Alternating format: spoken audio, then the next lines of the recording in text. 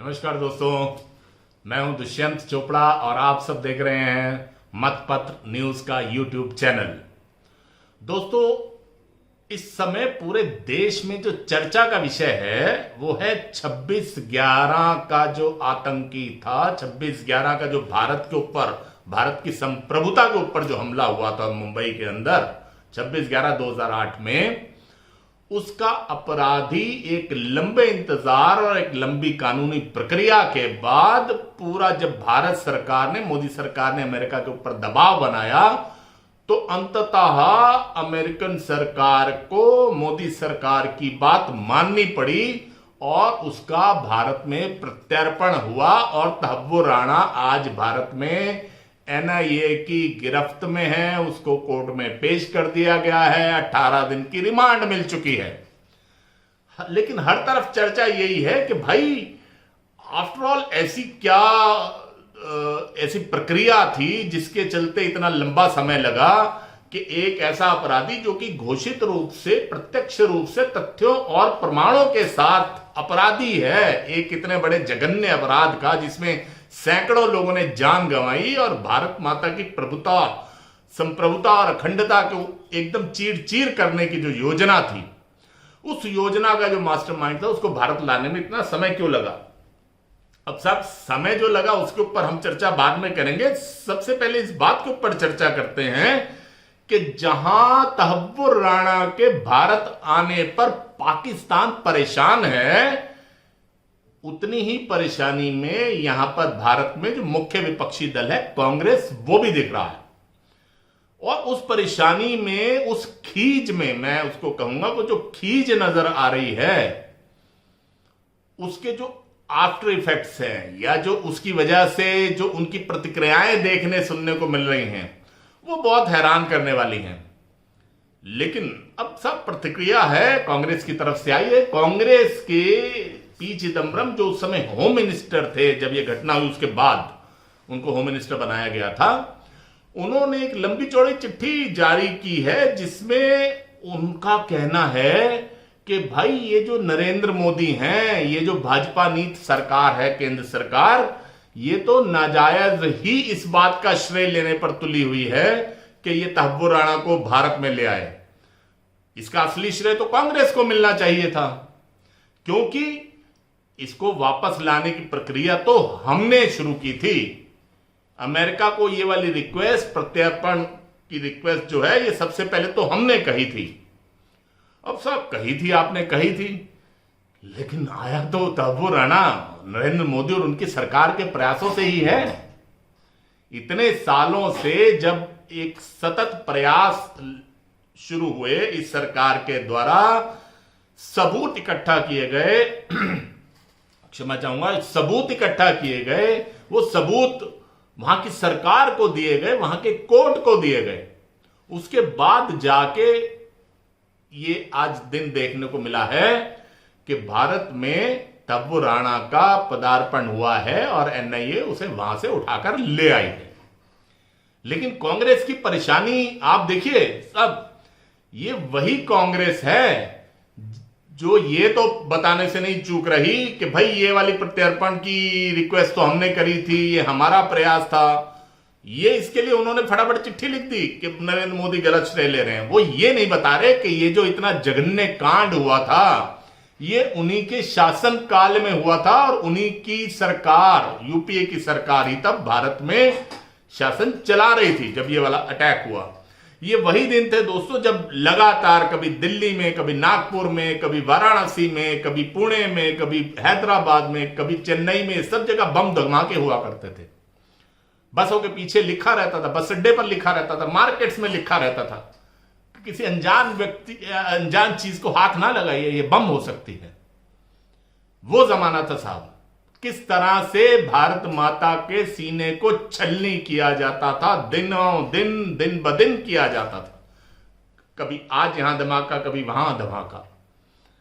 वो कांग्रेस सरकार ये कह रही है कि उसको यहां, वो कांग्रेस पार्टी ये कह रही है कि तहव्वुर राणा को जो यहां पर लाया गया है उसका श्रेय मोदी गलत ले रहे हैं, ये श्रेय तो हमें मिलना चाहिए। अब बताइए साहब, ये कहां का तर्क हुआ? आपको याद है, जिन लोगों ने वो घटना देखी होगी उनको ये अच्छी तरह से याद होगा, जिस समय पर ये हमला वहां पर हुआ, तब जब एनएसजी के कमांडो दिल्ली से, मानेसर से दिल्ली और दिल्ली से मुंबई जाना चाहते थे, उनको वहां पहुंचने में 14 घंटे लगे थे। 14 घंटे। सबसे पहले तो मानेसर से दिल्ली आने के लिए उनके पास हेलीकॉप्टर नहीं उपलब्ध करवाया गया। वो क्यों डिले हुआ, कैसे डिले हुआ, यह भी जांच का विषय है। शायद तब्बू राणा की जब पूछताछ होगी वो इस बात पर भी प्रकाश डालेगा। जब वो दिल्ली आकर एनएसजी के कमांडो विमान में सवार हो गए, तो उस विमान को, ये ऑन रिकॉर्ड है, कोई भी चेक कर सकता है, 2 घंटे तक यहीं विमान स्थल पर, एयरपोर्ट पर रोके रखा गया। किस लिए रोके रखा गया? कि तब के तत्कालीन गृह मंत्री महोदय का यह कहना था कि भाई मैं भी इसी विमान पर जाऊंगा। अरे भाई, आप 2 घंटे बाद भी चले जाते तो क्या फर्क पड़ जाता, लेकिन नहीं साहब, एनएसजी कमांडोज के साथ होम मिनिस्टर साहब ने उतरना है तो उनकी फोटो तो आनी चाहिए। 2 घंटे जो यहां पर दिल्ली में एनएसजी के कमांडोज ने वेस्ट किए, उस 2 घंटे की कीमत वहां पर पता नहीं कितने निर्दोष भारतीयों ने अपनी जान देकर गंवाई होगी, इसकी आप कल्पना कर सकते हैं। वो कांग्रेस पार्टी आज उस बात का श्रेय लेना चाह रही है कि तब्बू राणा जब यहां पर आए तो उनके आने का श्रेय उनको मिलना चाहिए। ये वो पार्टी है, जबकि उस समय पर आप देखिए, कांग्रेस पार्टी आज भले ही कुछ भी वो कहती रहे, लेकिन अंदर से आपको एक डर उनके चेहरों पर, उनके नेताओं के फेस के ऊपर बिल्कुल साफ परिलक्षित होता नजर आएगा। क्यों? क्योंकि उस समय जब यहां पर यूपीए की सरकार थी तो कहने को भले ही मनमोहन सिंह प्रधानमंत्री थे, ये वही मनमोहन सिंह हैं जिन्होंने कि इस हमले के बाद जब भारतीय सेना, भले थल सेना हो भले वायु सेना हो, उनका यह कहना था कि हमें पाकिस्तान पर हमला करना चाहिए, उसको जवाब देना चाहिए, करारा जवाब देना चाहिए, तब मनमोहन सिंह ने किसी भी प्रकार की अनुमति भारतीय सेना को नहीं दी। उस समय तो कोई बयान जारी नहीं किया, लेकिन जब बाद में अमेरिका के राष्ट्रपति बराक ओबामा ने एक किताब लिखी तो उस किताब में उन्होंने इस बात का जिक्र किया कि मैं जब मनमोहन सिंह से मिला, जो भारत के प्रधानमंत्री थे, मैंने उनसे पूछा कि भाई जब आपके ऊपर इतना भारी हमला हुआ, पाकिस्तान ने आपके ऊपर बड़ा क्लियर था कि पाकिस्तानियों का हमला था, तो आपने रिटेलिएट क्यों नहीं किया, आपने प्रतिघात क्यों नहीं किया, आपने जवाबी हमला क्यों नहीं किया? तो मनमोहन सिंह ने मेरे को यह कहा, यानी कि बराक ओबामा को यह कहा कि अगर हम पाकिस्तान के ऊपर हमला करते तो जो एक एंटी मुस्लिम, एंटी जिहादी जो एक सेंटिमेंट्स पूरे भारत में फैलते, उसका राजनीतिक लाभ भाजपा को हो जाता। 2008 में तब के प्रधानमंत्री मनमोहन सिंह का यह बयान, ये उनकी स्वीकारोक्ति बराक ओबामा के सामने है, जिसको उन्होंने बाकायदा अपनी किताब में लिखा है। तो आप खुद सोच सकते हैं कि एक ऐसा कमजोर प्रधानमंत्री, एक ऐसी कमजोर सरकार, मनमोहन सिंह तो कहने को प्रधानमंत्री थे, असली सरकार तो उस समय एनएसी चलाती थी, नेशनल एडवाइजरी कमेटी, जिसकी चेयरपर्सन कौन थी? श्रीमती सोनिया गांधी। सोनिया गांधी ही सारे निर्णय लेती थी, उन्हीं की देखरेख में सारी फाइलें जो हैं वो स्क्रूटनाइज होकर आगे सिग्नेचर के लिए मनमोहन सिंह के पास जाती थी, जिसको वो कहती थी वो मनमोहन सिंह सिग्नेचर करते थे। हर कोई जानता है वो रिमोट कंट्रोल प्रधानमंत्री थे। तो वो सोनिया गांधी जो हैं, वो कांग्रेस पार्टी जो है, आज तहव्वुर राणा के आने पर इतनी परेशान क्यों दिख रही है कि ऐसे अनर्गल प्रचार कर रही है और ऐसे वो बयानबाजी कर रही है? उसका कारण सीधा सा है दोस्तों कि उनको पता है कि जब तब्बूर राणा से एनआईए पूछताछ करेगी तब बहुत से ऐसे खुलासे होंगे जो कहीं ना कहीं कांग्रेस पार्टी और उसके जो प्रथम परिवार है, या उस समय जो सरकार में जिनकी चलती थी, श्रीमती सोनिया गांधी की और भी कुछ ऐसे कांग्रेस नेताओं की, उनको सीधे ही कटघरे के अंदर खड़ा किया जा सकता है। क्योंकि ऐसे बहुत से अनुत्तरित प्रश्न हैं जिनका जवाब भारत की जनता भी जानना चाहती है, सुरक्षा एजेंसियां भी जानना चाहती हैं, जांच एजेंसियां भी जानना चाहती हैं कि 14 घंटे एनएसजी को बंबई पहुंचने में क्यों लगे। वो जानना चाहेंगे। वो तब्बुर राणा जो कि घोषित रूप से सबको पता था कि वो पाकिस्तानी सेना का रिटायर्ड डॉक्टर है, वो एक एजेंसी चलाता है, भारत में मुंबई में उसका ऑफिस खोलता है, कोई जांच नहीं होती। वो एक बार नहीं दसियों बार आता है जाता है। और आप सुनकर हैरान होंगे कि केवल ये जहां हमला हुआ केवल वो होटल या वो स्थान ही उसने रेकी नहीं किया, उसने ऐसे बहुत सी स्ट्रेटेजिक लोकेशंस को रेकी किया था जहां पर कि अगर उसको आगे बाद में धमाके करने का अवसर मिल जाता तो पूरे भारत में त्राहिमाम हो जाता। लेकिन उसको ऐसा मौका नहीं मिला। उसको ऐसा मौका इसलिए नहीं मिला कि शायद कहीं ना कहीं जब इस हमले के बाद देश भर में एक ऐसा माहौल बन गया जो कि एंटी जिहादी माहौल था, एंटी कांग्रेस माहौल था और उस समय की सरकार के खिलाफ माहौल था। लेकिन आप देखिए 8/11 को यह हमला होता है, 8 नवंबर को, उसके जस्ट 26/11 को 26/11 को 2008 को जब यह वाला हमला हुआ तो उसके मात्र 6 दिन बाद ही मुंबई में एक कार्यक्रम में एक किताब का विमोचन होता है।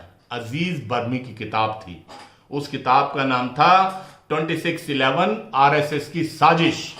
यानी कि पूरी तैयारी ये थी कि ये वाला जो हमला हुआ है इसको आरएसएस के मत्थे मढ़ दिया जाए, इसको एक सैफरन टेररिज्म का एक नया वर्ड इजाद किया जाए और उसको सोशल मीडिया पर और दूसरे मीडिया के माध्यम से उसको फेमस किया जाए।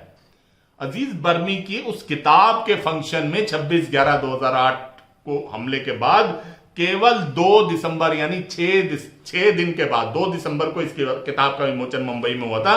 वहां पर कांग्रेस के लीडर वो मौजूद थे, दिग्विजय सिंह। उन्होंने ही इस किताब का विमोचन किया। महेश भट्ट मशहूर जो फिल्म निर्माता हैं वो उस कार्यक्रम में थे। एक और नेता हुआ करते थे कृपाशंकर सिंह।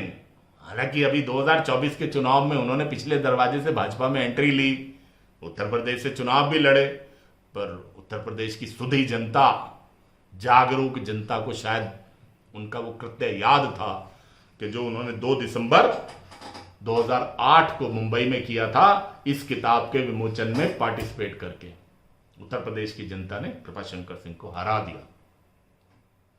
तो कांग्रेस की रातों की नींद इस बात को लेकर उड़ी हुई है कि अगर तहव्वुर राणा की इंक्वायरी बहुत डीपली चली गई, उससे बहुत डीपली जांच हुई, पूछताछ हुई, वो टूट गया, उसने स्लीपर सेल्स के नाम ले दिए, तो बहुत से ऐसे लिंक सामने आएंगे, बहुत सी ऐसी सुविधाएं और उन सुविधाओं के लिंक सामने आ जाएंगे जो उस समय पर तहव्वुर राणा उसकी कंपनी को दिए गए। हालांकि कहने को face of the total conspiracy जो बोला जाता है वो कहते हैं रिचर्ड कोलमैन हैडली। लेकिन आप मजे की बात देखिए साहब, रिचर्ड कोलमैन हैडली जिसने जो अप्रूवर बन गया अमेरिका के अंदर, उसने माना कि हाँ ये उसकी साजिश थी, उसको 35 साल की जेल हुई, अभी वो जेल में ही है। उस व्यक्ति का जन्म भी पाकिस्तान में ही हुआ था और उसका असली नाम है दाऊद गिलानी। दाऊद गिलानी। लेकिन आप कहीं भी मेन स्ट्रीम मीडिया में जितने भी सो कॉल्ड दूसरे यूट्यूब चैनल्स हैं, उनमें से कोई भी प्रिंट मीडिया में भी सब लोग उसको रिचर्ड कोलमैन हैडली ही कहकर पुकारते हैं। कोई ये नहीं बताना चाहता, क्यों नहीं बताना चाहता, बेस्ट नोन टू देम, कि वो व्यक्ति असल में दाऊद गिलानी था, है। उस व्यक्ति का नाम दाऊद गिलानी है, वो पाकिस्तान में जन्मा हुआ है। तो ये कांग्रेस की परेशानी ये है दोस्तों कि कहीं ये तार से तार जुड़ते हुए कहीं कांग्रेस के प्रथम परिवार द्वारा, एक ये हाइपोथेटिकल हो सकता है, लेकिन आप देखिए ध्यान बटाने के लिए आज की डेट में कांग्रेस क्या कर रही है साहब, भले हमारे आज वीडियो का विषय तहव्वुर राणा है, लेकिन मैं एक बात की ओर आपका ध्यान इंगित कराना चाहूंगा। क्या आप देखिए, वक्फ पर अभी बहस हुई संसद में, वक्फ के अगेंस्ट में बिल पास हुआ।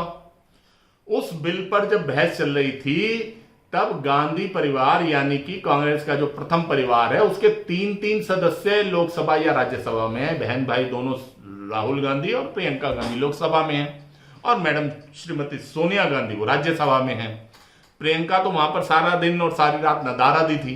राहुल कई बार आए, बीच में कई बार गए, सोनिया गांधी भी थी, लेकिन किसी ने भी वक्फ बिल के ऊपर एक शब्द भी अपने मुंह से नहीं फूटा था। ना अगेंस्ट बोले, ना ही फेवर में बोले। लेकिन अब देखिए, वक्फ के खिलाफ एक लंबी मुहिम, एक लंबी लड़ाई की वो तैयारी करते नजर आ रहे हैं। वो कोर्ट में भी जा रहे हैं, वो सड़कों पर आंदोलन की भी तैयारी कर रहे हैं, वो मुस्लिम समाज का आह्वान करने में भी लगे हुए हैं। इरादा क्या है?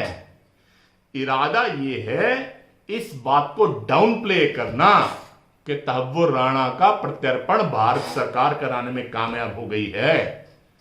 कारण है कि कहीं तहव्वुर राणा का मुंह खुल गया तो बहुत से राज कहीं खुलकर सामने ना आ जाए। इसलिए उस अटेंशन को डाइवर्ट करने के लिए वक्फ के ऊपर जिस तरह से आज कांग्रेस मुखर हो रही है, बावजूद इसके कि वो संसद में नहीं बोले, उसका कारण यही है। ये डर दिखाता है कि अंदर खाते कहीं ना कहीं एक दिमाग में उथल पुथल है।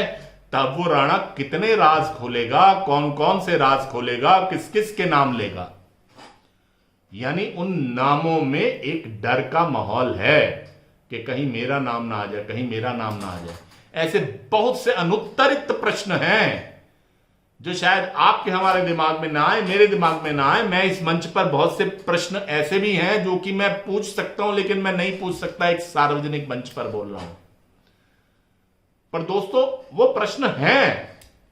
जब वो प्रश्न पूछे जाएंगे तो बहुत से सफेदपोश लोगों के चेहरों से नकाब हटने वाली है। अगर तहव्वुर राणा यहां पर आया है भारत सरकार के प्रयासों से, तो उसे कुछ ऐसे ही नहीं लाया गया। स्वाभाविक रूप से जब इतना प्रयास करके, इतनी मेहनत करके, इतनी योजनाबद्ध तरीके से वहां की जुडिशरी के साथ लड़ाई लड़के अगर तहव्वुर राणा को भारत सरकार यहां पर लाई है, तो स्वाभाविक रूप से भारत सरकार किसी कार्य योजना के ऊपर काम कर रही है, और वो कार्य योजना जो है उससे जो जो रिविलेशन होंगे, उससे जो जो रहस्योद्घाटन होंगे, वो रहस्योद्घाटन बहुत से लोगों की रात की नींद उड़ाने में सक्षम है, बहुत से लोगों को जेल की कोठरी में भेजने में सक्षम है, बहुत से लोगों को इस बात के लिए मजबूर कर देने के लिए भी सक्षम है कि वो शायद कोई और रास्ता ढूंढ के, वैकल्पिक रास्ता ढूंढ के भारत से भाग जाएं। तहव्वुर राणा के भारत में आने को कोई साधारण घटना मत समझिए दोस्तों। इसके तार बहुत लंबे जुड़े हुए हैं, इसके तार बहुत गहरे जुड़े हुए हैं। बहुत से रहस्योद्घाटन होने को तैयार पड़े हैं। आने वाले 18 दिन बहुत क्रूशियल हैं, जो कि उसकी एक रिमांड एनआईए को मिली है। नॉर्मली आप देखते होंगे 2 दिन, 4 दिन, 15 दिन, 10 दिन की रिमांड, 18 दिन की रिमांड मिली है। तो इस रिमांड के दौरान तहव्वुर राणा क्या क्या राज खोलते हैं, किन किन बातों से पर्दा उठता है, कि कौन कौन से लोग बेनकाब होंगे, ये सब देखना बहुत इंटरेस्टिंग होगा, क्योंकि ऐसा होने जा रहा है। इंतजार करते हैं दोस्तों। तहव्वुर राणा के ऊपर बहुत से लोग बहुत सी बातें कर रहे हैं, लेकिन असली बात यही है कि किस किस के चेहरे से नकाब हटने वाली है, कौन कौन से लोग बेनकाब होने वाले हैं। तो देखते हैं दोस्तों, हम लोग लगातार इस खबर के ऊपर बने रहेंगे। अंदर की खबरें, अंदर की बात निकालकर आप तक लेकर आएंगे, इसी प्लेटफॉर्म पर लेकर आएंगे, मतपत्र न्यूज के यूट्यूब चैनल के ऊपर। तो आप हमारे साथ बने रहिए। आपने अगर अभी तक हमारे चैनल को सब्सक्राइब नहीं किया है तो आपसे निवेदन है, हमारे चैनल को सब्सक्राइब कीजिए, साथ वाले बेल आइकॉन के बटन को दबाइए और आज के वीडियो में अगर आपको लगे कि हाँ हम लोगों ने बिल्कुल सही बात की है, तो आज हमारे वीडियो को लाइक कीजिए, शेयर कीजिए और इसके ऊपर अपने कमेंट्स भी दीजिए। आपके कमेंट्स का हमें इंतजार रहेगा। बहुत बहुत धन्यवाद दोस्तों, थैंक यू।